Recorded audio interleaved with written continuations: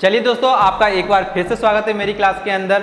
पिछली क्लास के अंदर हमने पी ब्लॉक के बारे में पढ़ा था, पी ब्लॉक के गुणधर्म पढ़े थे और उससे पिछली वीडियो में बेसिक सीखा था, लॉजिक सीखा था। अगर आपने वो वीडियो नहीं देखी जाकर देखिए, अगर वो समझिए तो ये भी समझ में आ जाएगा, ठीक है ना। तो चलते हैं, इसमें हम क्या सीखने वाले हैं। जो ग्रुप 15 है, ग्रुप 15 में ऑक्सीकरण संख्या कौन कौन सी ये दर्शाते हैं, कौन सी नहीं दर्शाते, इस बारे में हम पढ़ने वाले हैं, ठीक है ना। तो इसके लिए आपको एक चीज़ याद होनी चाहिए, वो है इलेक्ट्रॉनिक विन्यास, यानी कि उसका सामान्य इलेक्ट्रॉनिक विन्यास क्या है।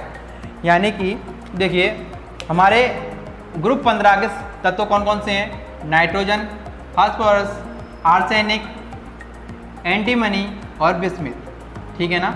अगर इसके परमाणु संख्या के बारे में बात की जाए तो इसका कितना होता है? 7, इसका कितना होगा? 15, और इसका कितना होगा? 33, इसका कितना होगा? 51, और इसका कितना होगा? 83, ठीक है ना। तो ये हमारे क्या है, इसके परमाणु संख्या। अब देखिए, इसका सामान्य इलेक्ट्रॉनिक विन्यास क्या होता है। सामान्य इलेक्ट्रॉनिक विन्यास होता है, अच्छी तरीके से आपको पता होगा अगर आपने पिछली वीडियो देखी है, NH2NP3, यानी कि इसके पी कक्षक में 3 इलेक्ट्रॉन होते हैं और हमें पता है कि पी में अधिकतम इलेक्ट्रॉन जाते हैं 6, ठीक है ना। इसका सामान्य इलेक्ट्रॉनिक विन्यास क्या है? NH2NP3। अब देखिए, ऑक्सीकरण संख्या होती क्या है, इसे समझते पहले। यानी कि कोई भी तत्व या तो इलेक्ट्रॉन को ग्रहण करता है या त्यागता है, ठीक है ना। या तो इलेक्ट्रॉन ग्रहण करता है या त्यागेगा। ग्रहण करने से जो चार्ज आएगा या त्यागने से जो चार्ज आएगा उसे कहते हैं ऑक्सीकरण संख्या। वो हमें अच्छी तरीके से पता है, जब इलेक्ट्रॉनों को त्यागा जाता है, यानी कि इलेक्ट्रॉनों को दिया जाता है तो उस पर माइनस चार्ज आता है, और जब इलेक्ट्रॉनों को त्यागा जाता है तो उस पर प्लस चार्ज आता है, और जब इलेक्ट्रॉनों को ग्रहण किया जाता है तो उस पर माइनस चार्ज आता है। इसको इस तरीके से समझिए, मान के चलो मैं पैसे वाला हूँ, अगर आपको मुझसे कुछ रुपए उधार लेने तो मैं क्या करूँगा, आपको उधार दे दूंगा, ठीक है ना। तो वहाँ पे मैं धनी हो गया, ठीक है ना। धनी व्यक्ति ही पैसे दे सकते हैं, मेरे पास इलेक्ट्रॉन है, मतलब पैसे हैं तो मैंने दे दिए, इसलिए मैं कैसा हूँ? धनी।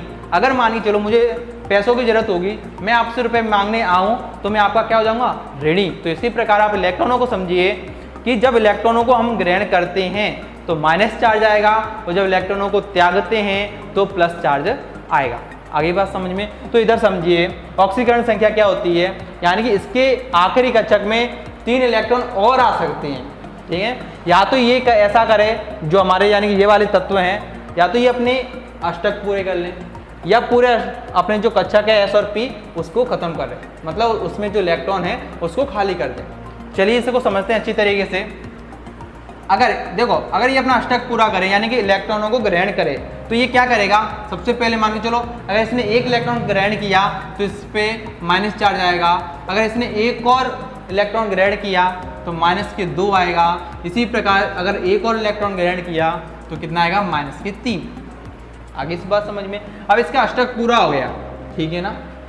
अब क्या हो, ये हो गया इलेक्ट्रॉनों को ग्रहण करने पर। अब अगर ये इलेक्ट्रॉन त्यागें, ठीक है ना, तो क्या होगा? तो देखिए, पहले P में से जाएगा। अगर ये 1 इलेक्ट्रॉन त्यागता है तो इसमें +1 आएगा, 2 त्यागेगा तो +2 आएगा, अगर 3 त्यागेगा तो +3 आएगा। P में से तीनों इलेक्ट्रॉन गए। इसके बाद S में से अगर 2 यानी कि एक हो जाएगा तो +4, इसमें से एक हो जाएगा तो हो जाएगा +5, ठीक है ना। ये सभी तत्व आमतौर पर कह सकते हैं कि ये इतनी ऑक्सीकरण संख्याएं दर्शा सकते हैं। कितनी? -3, -2, -1, +1, 2, 3, 4, 5 तक दर्शा सकते हैं, लेकिन दर्शाते नहीं हैं, ठीक है ना। क्यों नहीं दर्शाते, अभी बताता हूँ। अब देखिए, अगर आपको ऐसे नहीं आया निकालना, कि आप कह रहे हो सर ऐसे मत बताओ, कुछ थोड़ा सा हट के बता दो जिससे हम जल्दी से आसानी से निकाल सकें, तो इसके लिए आपको क्या करना है? कुछ नहीं करना, आपको पता होना चाहिए कि अधिकतम ऑक्सीकरण संख्या बराबर n होती है, ठीक है, और न्यूनतम ऑक्सीकरण संख्या क्या होगी हमारी? n-8, ठीक है ना। अब यहाँ पे n क्या है?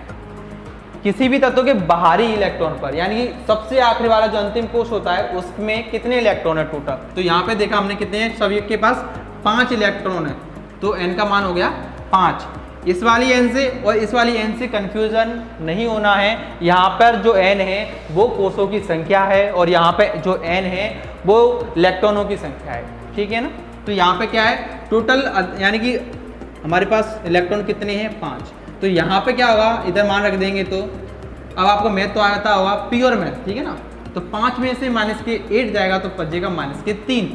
तो हमें ये पता होना चाहिए, आपने नंबर स्केल पढ़ी होगी कि -3 से +5 के बीच में कितनी संख्या होती है। तो देखिए -3, -2, 1, 0, 1, 2, 3, 4, 5 तक, ठीक है ना। आगे बात समझ में।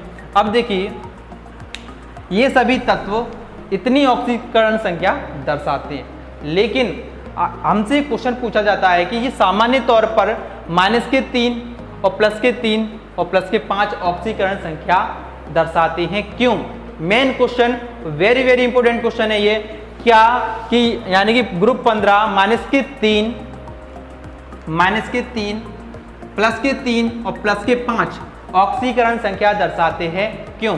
तो देखिए इसका आंसर क्या है। अब देखिए ये एक एक इलेक्ट्रॉन त्यागेगा नहीं, ठीक है ना।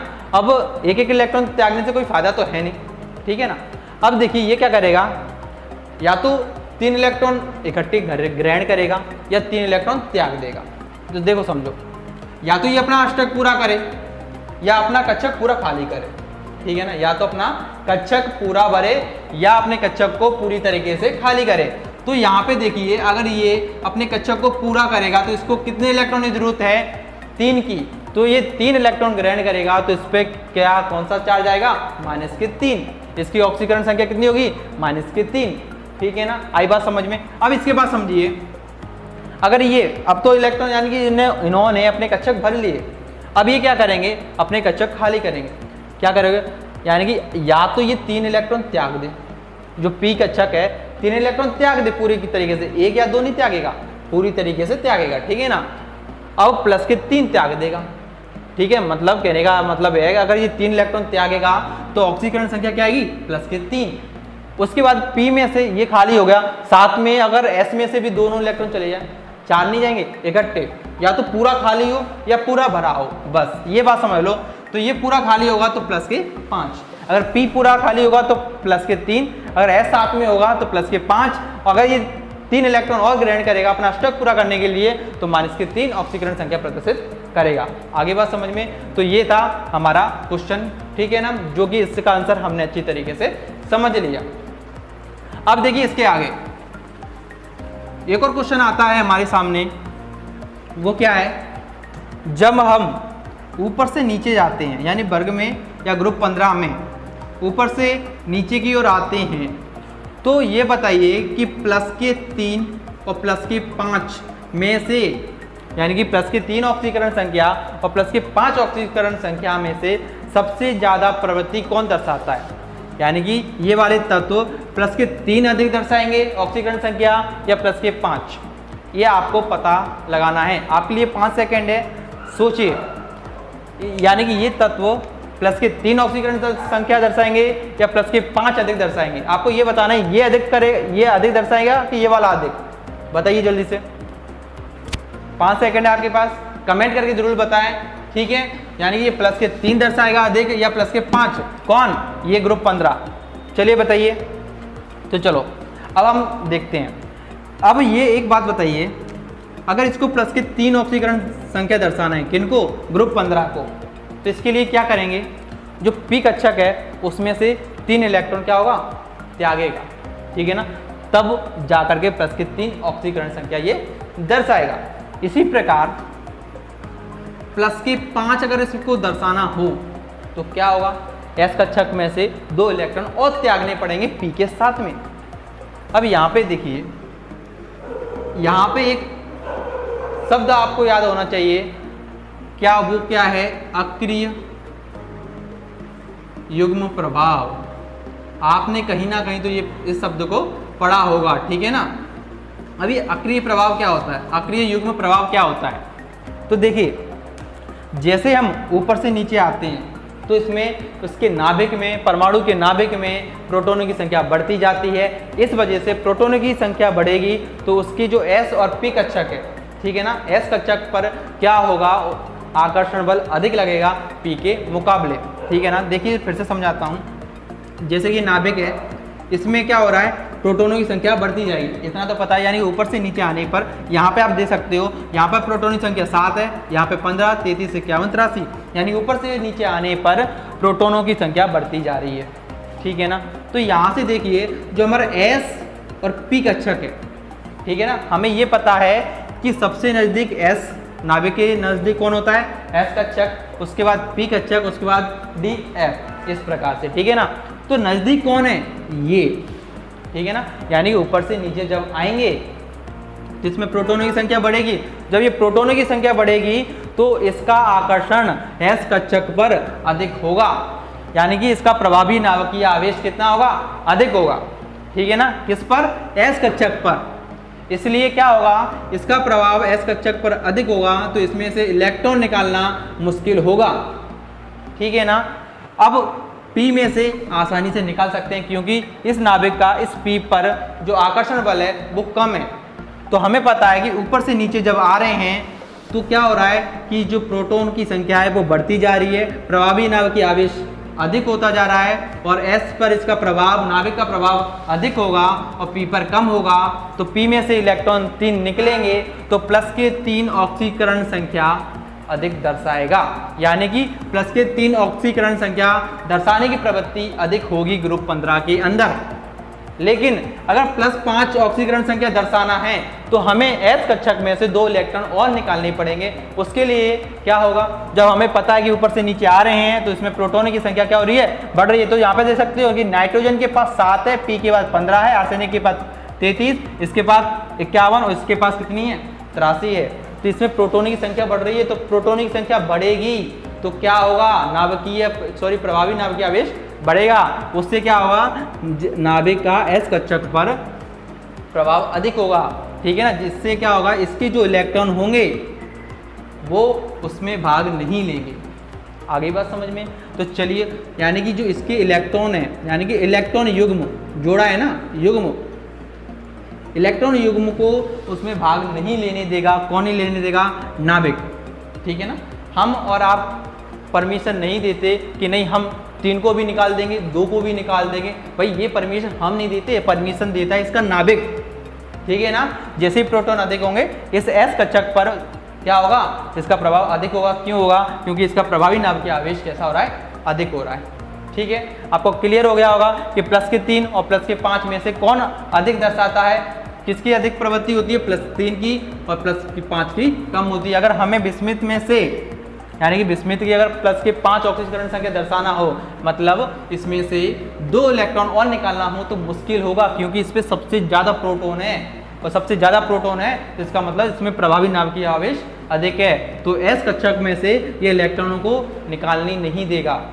ठीक है ना। तो समझ में आ गया। ऊपर से नीचे आने पर प्लस की 3 ऑक्सीकरण संख्या दर्शाने की जो प्रवृत्ति है वो अधिक होगी और प्लस 5 की कम होगी।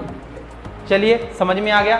अब यहाँ पे देखिए प्लस 5 की देख ली, प्लस 3 की देख ली, लेकिन माइनस 3 की, इसका क्या, इसको समझते हैं। इसका बेहद आसान तरीका है, हमने पिछली वीडियो में इसे अच्छी तरीके से समझा है। ठीक है ना। ये आपस में कनेक्शन है। ठीक है ना। आपस में सबका कनेक्शन है, सब परिभाषाओं का कनेक्शन। जब भी हम करेंगे ना, सारी चीज़ें मैंने पिछली वीडियो में हर चीज़ क्लियर कराई है। अगर आपने वो वीडियो नहीं देखी तो जाकर देखिए। ठीक है ना। किस बात का इंतजार कर रहे हो, उन वीडियो को देखो इस वीडियो के बाद में। चलिए, अब ये माइनस की 3, यानी कि इसका मतलब है अगर ये माइनस की 3 इसे ऑक्सीकरण संख्या दर्शाना है तो इसके लिए क्या करना पड़ेगा, किसी भी तत्व को 3 इलेक्ट्रॉन ग्रहण करने पड़ेंगे। और इसके लिए क्या होगा, जिसके नाभिकीय प्रभाव अधिक होगा वो क्या करेगा, उन इलेक्ट्रॉनों को आसानी से ग्रहण कर लेगा। ठीक है ना। समझिए, मैं फिर से बताता हूँ आपको। जैसे कि हमारे पास जो क्या है, इसको मिटा देता हूँ। ठीक है। देखिए अपने पास क्या है, नाइट्रोजन, फास्फोरस, आर्सेनिक, एंटीमनी और बिस्मिथ। हमें पता है कि जब ऊपर से नीचे आते हैं तो आकार में क्या होती है, वृद्धि होती है। ठीक है ना। क्या होती है, आकार में वृद्धि होती है इस प्रकार। तो प्रभाव, तो इसमें क्या होगा, नाभिक का प्रभाव इस बाह्यतम कोश पर कम होता चला जाएगा। यानी कि हम कह सकते हैं कि ऊपर से नीचे आने पर प्रभावी नाभिकीय आवेश कैसा होता है, कम होता जाता है। इस वजह से क्या होगा कि जो बाहर से जो इलेक्ट्रॉन आ रहे हैं, बाहर से जो इलेक्ट्रॉन आ रहे हैं उनको पकड़ना मुश्किल होगा जब ऊपर से नीचे जाएंगे तो इसे अच्छी तरीके से समझिए। यानी कि अगर हमारे घर की सुविधा अच्छी होगी तो बाहर से जो मेहमान आ रहे हैं उसकी खातिरदारी बहुत अच्छी तरीके से करेंगे। अगर हमारे पास सुविधा ही नहीं होगी तो उनके क्या सुविधाएं करेंगे, ठीक है ना, क्या मेहमानबाजी करेंगे। इसी प्रकार इसमें देखो सबसे ज़्यादा जैप यानी प्रभावी नाभिकीय आवेश किसका अधिक होता है, नाइट्रोजन का। इसी प्रकार फास्फोरस का। धीरे धीरे नीचे जाएंगे तो जैप कैसा होता जाएगा, कम होता जाएगा। तो ऑक्सीकरण संख्या यानी कि -3 ऊपर से नीचे जाने पर घटती जाती है। आ गया समझ में। यानी कि इनका आकार छोटा है तो इनका जैप कैसा है, अधिक है। तो ये दोनों तत्व क्या करेंगे, -3 ऑक्सीकरण संख्या दर्शाएंगे। तो यहाँ पे एक कंफ्यूजन हो रही होगी आपको कि क्या हो रही है। पता चला कि मैं यहाँ पर तो कह रहा हूँ कि प्रभावी नाभिकीय आवेश अधिक हो रहा है, लेकिन अक्रिय युग्म प्रभाव में कह रहा हूँ कि ये नाभिकीय आवेश है वो अधिक हो रहा है। यहाँ पे कम हो रहा है, वहाँ पे अधिक हो रहा है। मतलब क्या है, देखो कुछ नहीं है, कंसेप्ट में गैप होने के कारण ये चीज़ें बाहर निकल के आती है। तो यहाँ पे अच्छी तरीके से समझिए कि यहाँ पर जैप कम हो रहा है, वहाँ पर जैप अधिक हो रहा था। यानी कि प्रभावी नाभिकीय आवेश यहाँ पे अधिक है, वहाँ पे ज़्यादा है। सॉरी, यहाँ पे कम है, वहाँ पे कैसा है, अधिक है। वो क्यों? तो देखिए मैंने अभी बताया कि जो नाभिक है इसके बगल में होता है S और P, ठीक है ना। तो ये है बाह्यतम कोश, ठीक है ना। यानी कि इसमें प्रोटॉनों की संख्या क्या हो रही है, बढ़ती जा रही है। इससे क्या होगा, इसका प्रभावी नाभिकीय आवेश तो बढ़ रहा है, लेकिन किस पे बढ़ रहा है, S पर, ना कि बाह्यतम कोश पर। अगर बाह्यतम कोश पे देखा जाए तो प्रभावी नाभिकीय आवेश कैसा हो रहा है, घट रहा है, ठीक है ना। अगर जैप कम होगा तो इलेक्ट्रॉनों को आकर्षण करने की क्षमता कम होगी। तो हम कह सकते हैं कि ऊपर से नीचे आने पर -3 की यानी कि -3 ऑक्सीकरण संख्या दर्शाने की प्रवृत्ति कम होगी। और ये -3 ऑक्सीकरण संख्या कौन दर्शाता है, N और P, बाकी नहीं दर्शाते। आगे आपको समझ में आ गया होगा, क्लियर हो गया होगा। चलिए आज की वीडियो यहीं पर समाप्त करते हैं। आज इसका लेक्चर आपको, यानी मैं आशा करता हूं कि आपको ये ऑक्सीकरण संख्या अच्छी तरीके से समझ में आ गई होगी। कमेंट में जरूर बताएं, और जो लोग नए स्टूडेंट हैं वो इस चैनल को सब्सक्राइब कर लें और अपने दोस्तों को भी शेयर करें, लाइक करें, कमेंट करें, और कमेंट में जरूर बताएं कि ये लेक्चर आपको कैसा लगा। आपके कमेंट से हमें उत्साह मिलता है, इसलिए आप कमेंट करते रहिए, लाइक करते रहिए और वीडियो को शेयर करते रहिए। चलिए मिलते हैं अगले वीडियो में, एक अच्छा सा टॉपिक फिर से लाएंगे, यानी कि इसके आगे का ही टॉपिक करने वाले हैं। चलिए bye bye, good night, take care.